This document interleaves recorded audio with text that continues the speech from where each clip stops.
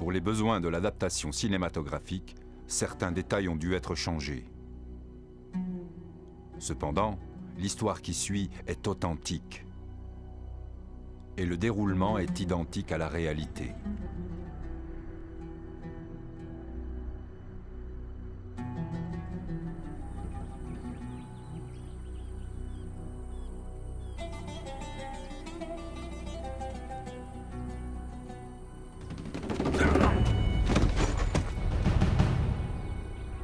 L'attaque par surprise est la clé de la victoire.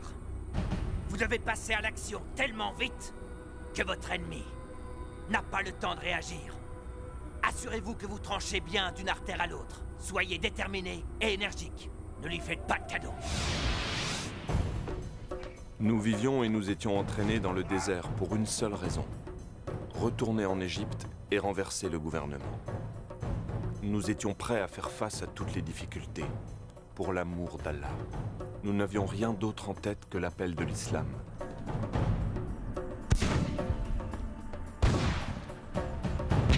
Pour nous, il n'y avait que deux choix.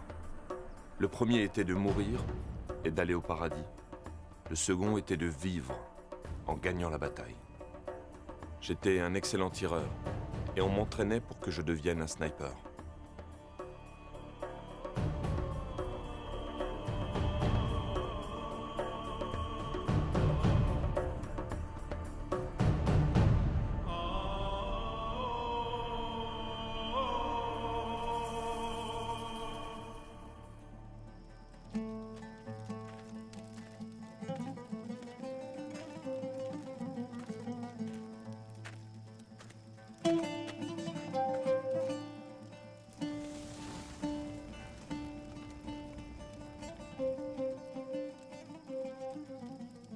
Et quiconque combatte dans le sentier d'Allah, tué ou vainqueur, nous lui donnerons bientôt une énorme récompense. Mustapha, ton frère est au paradis. Cette certitude doit te réconforter, mon frère. Et ne dites pas de ceux qui sont tués dans le sentier d'Allah qu'ils sont morts. Au contraire, ils sont vivants. Mais vous en êtes inconscient. Salam alaikum, Émir. Wa alaykum as-salam. Et qu'Allah vous protège. Comment va l'entraînement, mes frères? Tout va bien, Émir. Qu'Allah soit loué. Asseyez-vous. L'émir nous rendait visite régulièrement. Il venait voir où nous en étions avec l'entraînement.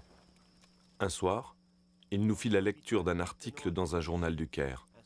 Il relatait l'arrestation d'un groupe de missionnaires qui étaient accusés d'avoir voulu convertir des musulmans dans un de leurs hôpitaux, en leur proposant des relations sexuelles et de l'argent. Des relations impures.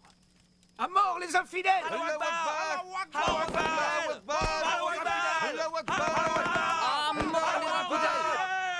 Du calme. Du calme. Silence! Pour nous tous, c'était une humiliation. C'était le mois du Ramadan.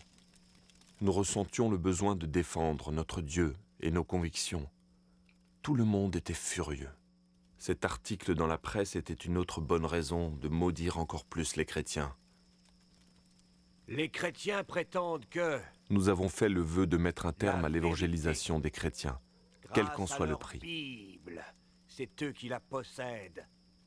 Ils croient que ce livre révèle la parole de Dieu. Mais l'émir écarta la confrontation militaire. Il proposa une confrontation de logique, qui consisterait à écrire un livre prouvant que la Bible avait été modifiée et ne pouvait donc pas être prise au sérieux. Si on essayait d'écrire un livre prouvant que des changements ont été faits dans leur livre, Et qui pourrait écrire ce livre-là?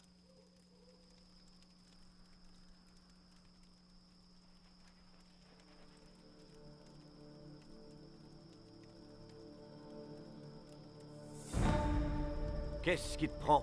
C'est un simple livre qui te fait peur? Les chrétiens jettent des sorts et font même de la magie avec ce livre. Ma mère en a été témoin. On dit aussi que tous ceux qui lisent ce livre deviennent comme envoûtés. Il est maudit. Je ne peux pas le lire, Émir. Non, non, je ne peux pas le faire. Attention, ceci est ma volonté. Si tu crois en Allah, et si tu crois au dernier jour, tu dois faire comme je dis, Khalil. Non, Émir. C'est impossible. Non, non. Khalil, Non, Émir, je vous en prie. Trouvez quelqu'un d'autre pour ce travail. c'est une mission très importante. Et avec toi, je sais que ça ira. Tu es le seul capable d'écrire ce livre, j'en suis convaincu. Sans doute. Et vous me demandez de les aimer, de penser comme ces infidèles. Je peux pas. Si vous me dites de tuer les chrétiens d'Égypte, je le ferai avec plaisir. Mais lire ce livre maudit est au-dessus de mes forces. Tu es un grand croyant. J'admire ta foi en Allah. Elle est remarquable, c'est vrai. Mais tu fais erreur en te laissant aveugler par ton grand zèle spirituel. Je le vois bien. Tu ne sais plus discerner le bien du mal. Te rends-tu compte du très grand honneur que l'accomplissement de ce devoir t'apportera, sans parler du respect de tous tes frères? Tu seras le premier à exposer tous les mensonges colportés par les Juifs et les chrétiens. Pour ce travail, tu recevras 500 livres par mois, que je te remettrai moi-même.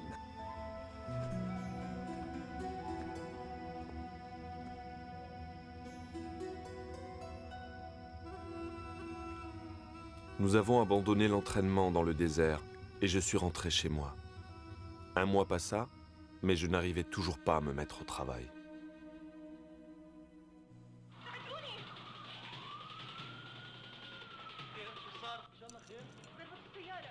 Dites-moi, qu'est-ce qui s'est passé dans la série?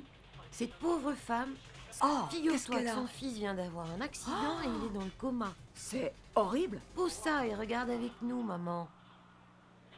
الحمد لله بس حبيت اقول لك اني اليوم صرت اخذت على الشيف تاعي سمعت انه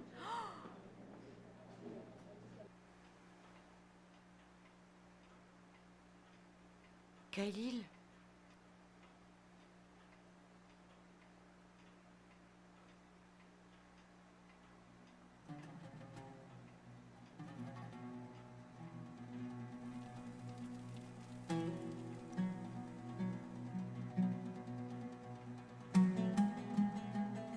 Je vous ai dit de ne pas regarder ces programmes mais hérétiques. c'est pas ce que tu crois. C'est ta sœur. Tu n'y touches pas. Hérétiques!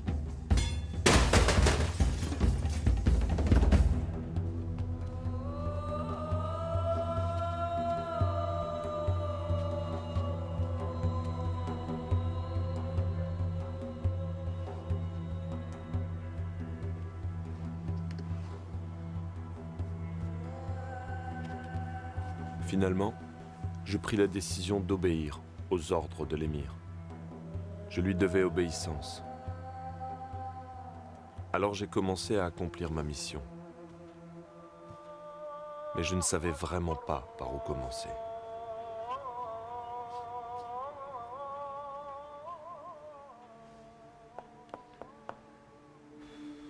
En lisant la Torah, j'ai trouvé des contradictions dans certains récits.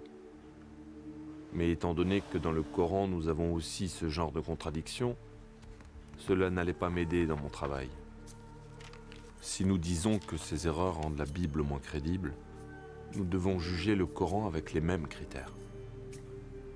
Alors j'ai continué de chercher des erreurs plus importantes. Mais je n'en ai trouvé aucune.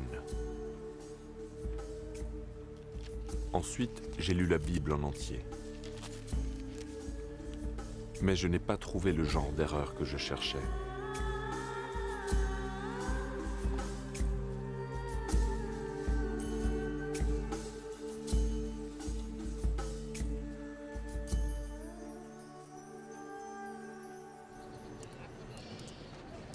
Il n'y a pas un seul verset dans le livre des chrétiens qui mentionne la venue du prophète Mohammed ou Ahmed.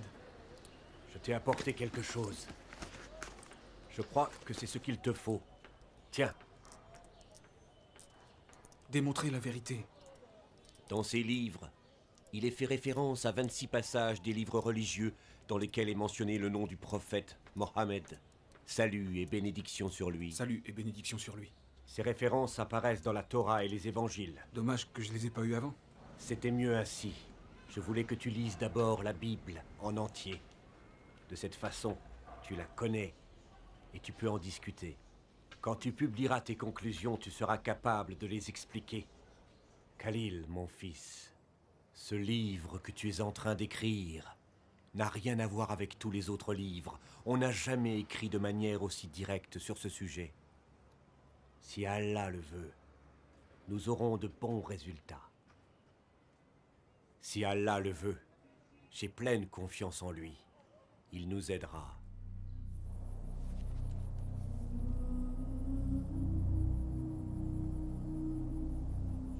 Je me mis au travail avec pour but d'examiner les 26 références inscrites dans les livres que je venais de recevoir. Aucune de ces références ne me permit de prouver quoi que ce soit. Alors j'ai prié. Seigneur, je ne peux pas prouver que la Bible a été modifiée. Et je ne trouve nulle part dans la Bible le nom du prophète Mohammed. Je vis pour qui? Je vénère qui?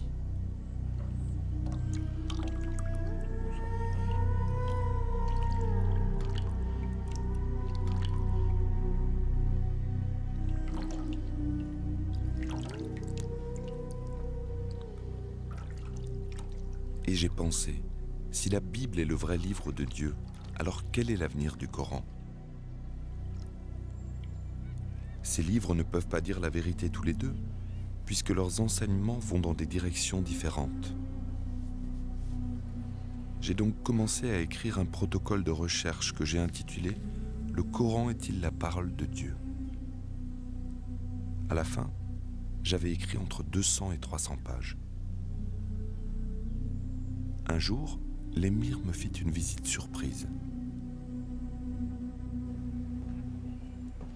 Je vous prie d'attendre Khalil ici. Il va être de retour dans un instant. Je vous remercie.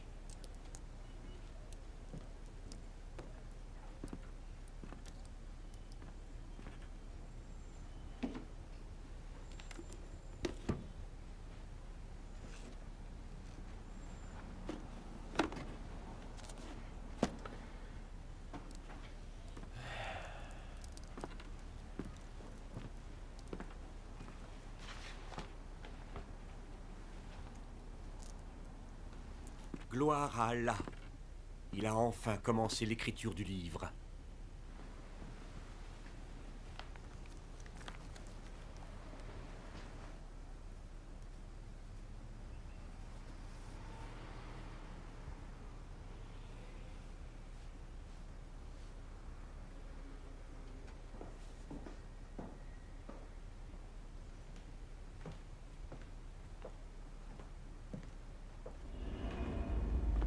Que t'est-il arrivé, Khalil? Qu'est-ce que tu écris? Tu vas pas me dire que le Coran n'est pas la parole de Dieu? Si tu ne me crois pas, lis-le toi-même, lis. Tu ne crois tout de même pas que mes conclusions me rendent heureux? Plusieurs fois, je t'ai dit de donner ce travail à un autre homme que moi. Chaque fois, tu m'as dit que Allah m'avait choisi. C'est toi le responsable. Tu es le seul à blâmer. Nous t'avons donné beaucoup d'argent afin que tu dévoiles tous les mensonges des chrétiens, les infidèles. Non, non, non, non. Tu as dit que je devais trouver des preuves en lisant leurs livres. Et je n'ai lu que la vérité. Et ce n'est pas tout. Le Coran lui-même le dit. Aïssa ou le Messie, c'est Dieu. Tais-toi! Tais-toi! Je t'interdis de dire un mot de plus. C'est ignoble. Le Coran dit aussi Aïssa parle Infidèle! en parabole. Infidèle! Il reviendra sur des nuages. Il sera le juge de tous les Tais-toi! hommes. La sourate de Al-Maïda dit Aïssa a le pouvoir de créer toutes choses. Tais-toi! La sourate de Ali Imran dit qu'Aïssa a le Tais-toi! pouvoir de guérir les malades et de ressusciter les Infidèle! morts. Aïssa reviendra sur les nuages. Et il jugera les nations le dernier jour. Je vais te tuer, infidèle! Tout est écrit dans le Coran. Je vais te tuer!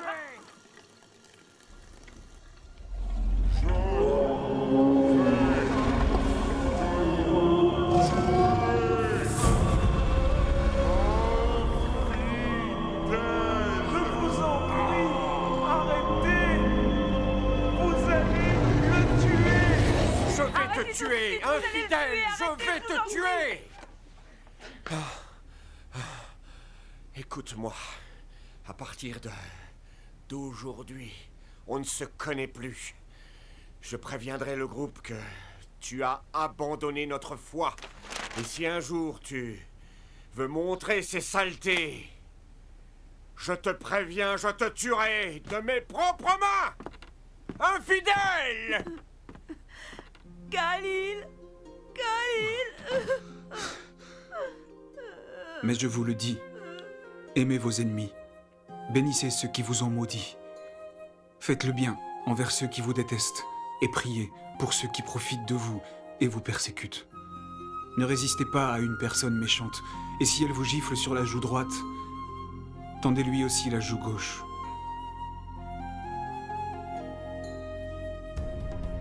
Combattez les infidèles, car ils n'ont pas la foi. Combattez les polythéistes de la même manière qu'ils vous combattent. Combattez ceux qui ne croient pas en Allah. Combattez, combattez, combattez. Même s'ils sont des pères, des fils et des maris, tuez-les.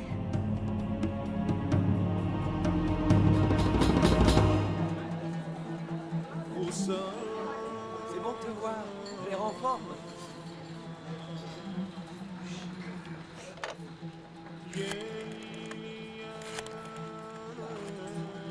Joue une musique plus gaie. Allô, Timothée? C'est Khalil. Non, ça va. J'avais envie de parler avec toi. Bonjour. Un jour, j'ai téléphoné à un collègue de bureau qui était chrétien. Et celui-là, ça va toujours. t'as pas envie d'essayer? Si tu veux. J'espérais qu'il pourrait me parler des évangiles, mais il prit Non, peur tu et n'y es pas. raccrocha. Je voudrais que tu m'en parles, c'est tout. Puis je découvris avec stupéfaction qu'on m'avait volé ma mallette, qui contenait ma carte d'identité et ma Bible. Vous avez vu ma mallette? Quelqu'un a vu une mallette? Une manette? Oui, vous l'avez pas vue. Je l'avais posée là. Non, j'ai rien vu. C'était si important. Oui, il y avait ma carte d'identité et ma Bible. Eh, revenez! Revenez! Vous me devez une communication! Faut payer!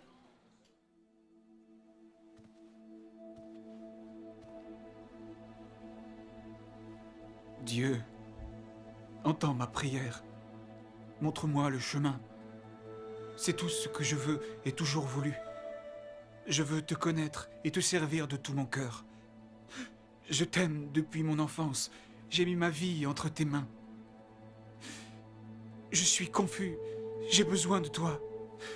Je sais que tu es un Dieu. Mais es-tu celui des musulmans ou celui des chrétiens? Si tu es le Dieu des musulmans, fais en sorte que j'oublie mes doutes sur l'islam. Et si tu es le Dieu des chrétiens, fais que dans mon esprit vienne la lumière. Montre-moi la vérité. Je t'en supplie, Dieu.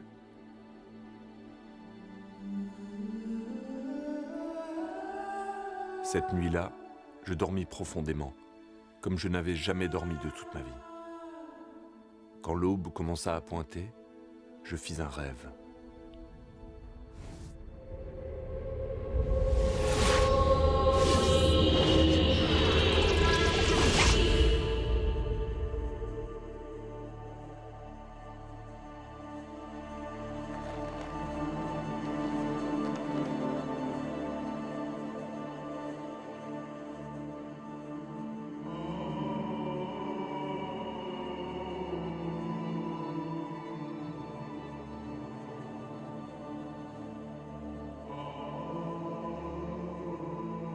Tu as toujours des doutes à mon sujet.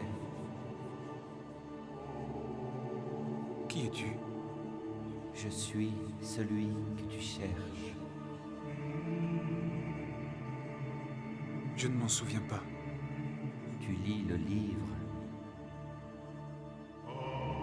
Oui, je l'aime beaucoup. Oui, je le sais.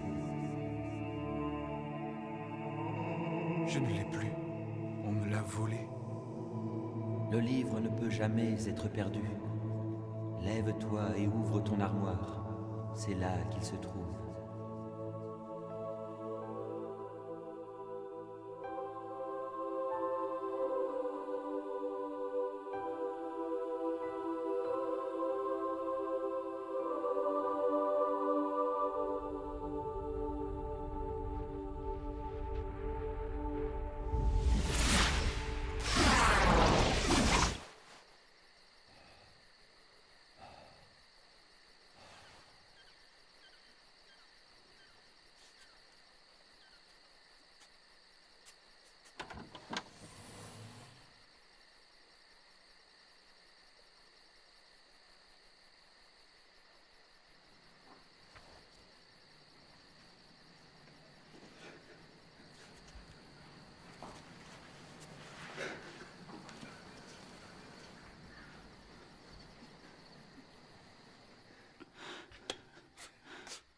Khalil?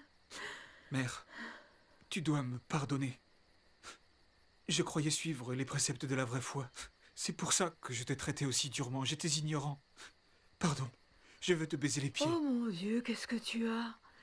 Qu'est-ce qui t'arrive? Dieu m'a guidé vers la vérité.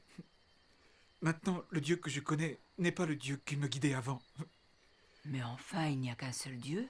Oui, mère, et il m'enseigne de t'aimer et de t'obéir. Quel est ce Dieu, Khalil? Il est le vrai Dieu, qui a été révélé en Christ, ou Aïsa, comme on dit dans le Coran. Pas si fort parce qu'ils croiront que t'es devenu cinglé. D'accord, je vais faire comme tu dis. Mais est-ce que tu me crois? Pourquoi je ne te croirais pas? Tu n'as jamais été aussi gentil. Ne t'inquiète pas, mon fils. Dieu n'abandonne jamais ceux qui ont foi en sa bonté. Je t'en prie, dis-moi que tu me pardonnes.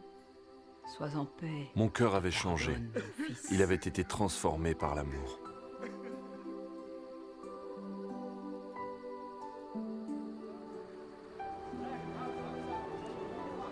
Je ne pouvais plus dormir. Je me suis promené jusqu'au matin. Tout ce que je voyais était magnifique. J'avais de la sympathie pour tous ceux que je rencontrais. J'avais envie de leur dire que je les aimais. Même les chrétiens, et eux, me connaissaient comme un homme violent et fanatique.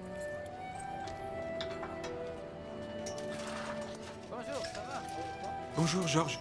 C'est moi, Khalil. On n'est pas encore ouvert. Ne crains rien, C'est c'est pas moi. encore Je suis ouvert. venu te parler. Je viens C'est pas implorer encore ton pardon. ouvert. Je t'en supplie. On pourrait pas en parler plus tard? J'ai changé. Je le vois. Je ne suis plus le même. Avant, j'en voulais à tous les chrétiens. Je te demande de me pardonner. Pardonner, car tu as changé. Oui, j'ai changé. Je te demande ton pardon. Je ne le mérite pas, mais je t'en prie, pardonne-moi. J'ai changé. Alléluia. Ça veut dire quoi? Tu le sauras. Laisse-moi te regarder. Que t'est-il arrivé? J'ai changé, s'il te plaît. Approche. Pardon. Bien oui, je te pardonne. Pardon. Entre. Je te Je remercie. t'accorde mon pardon. À partir de ce jour, j'ai réellement commencé à changer. Ceux qui vivaient dans mon entourage, comme ceux avec qui je travaillais, tous voyaient le changement qui s'était produit en moi. J'avais été un homme odieux, irascible. J'avais mis le feu aux églises et j'avais pillé des boutiques. J'avais commis des actes d'une extrême violence. Mais Christ avait changé ma vie. Quand je me suis mis à agir selon les Écritures de la Bible, je suis devenu une personne aimante.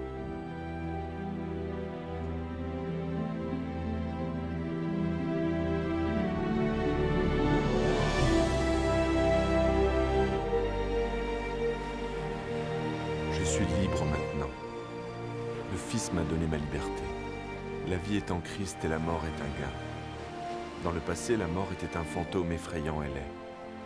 Mais aujourd'hui, la mort ne commande plus. Je suis maintenant en Christ et toute chose est nouvelle.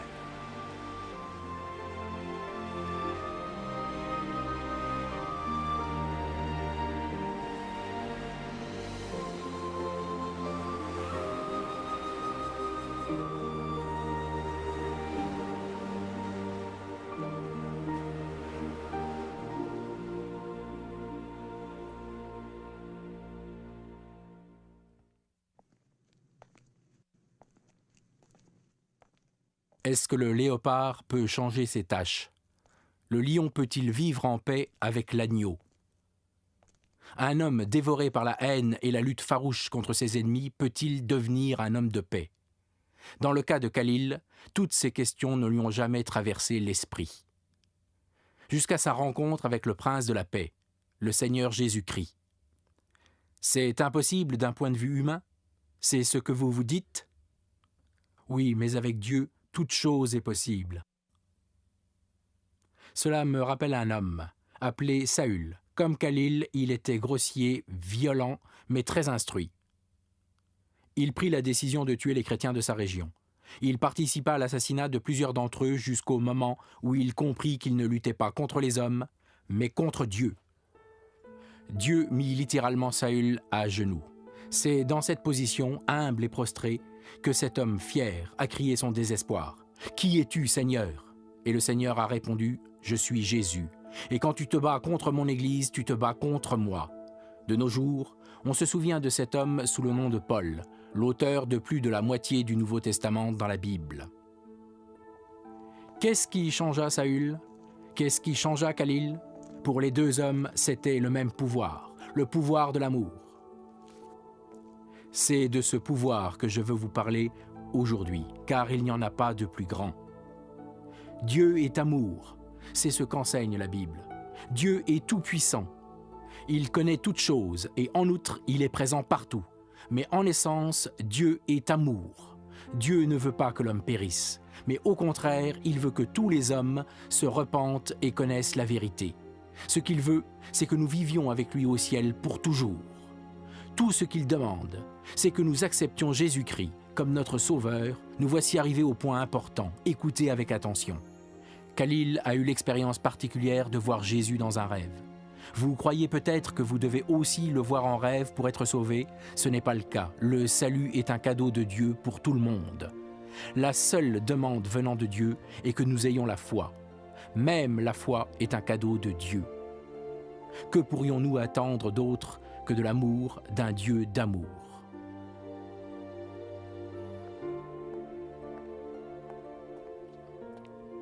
Aimeriez-vous recevoir le cadeau de la vie éternelle? Aimeriez-vous être pardonné de vos fautes et aimeriez-vous devenir un membre de la famille de Dieu? Le Dieu d'amour vous écoute, il ne repoussera personne venant à lui en toute sincérité. Quoi que vous ayez fait ou pas fait, Dieu désire vous amener jusqu'à lui. Il est le Dieu d'amour et son amour parfait absout nos péchés, peu importe ce que nous avons fait. Priez avec moi, prions. Dieu, tu sais combien je t'aime. Mon Dieu d'amour, pardonne mes péchés et donne-moi la vie éternelle. Compte-moi parmi ceux qui t'acceptent comme leur sauveur. Que toute la gloire et l'honneur te reviennent, ô Dieu, pour le précieux sang de Jésus versé pour nous sur la croix. Amen. Frères et sœurs, si vous avez prié avec moi, soyez certains que Dieu est dans votre vie et que vous êtes parmi ceux qui sont sauvés. Jésus sera la fontaine de votre vie. Amen.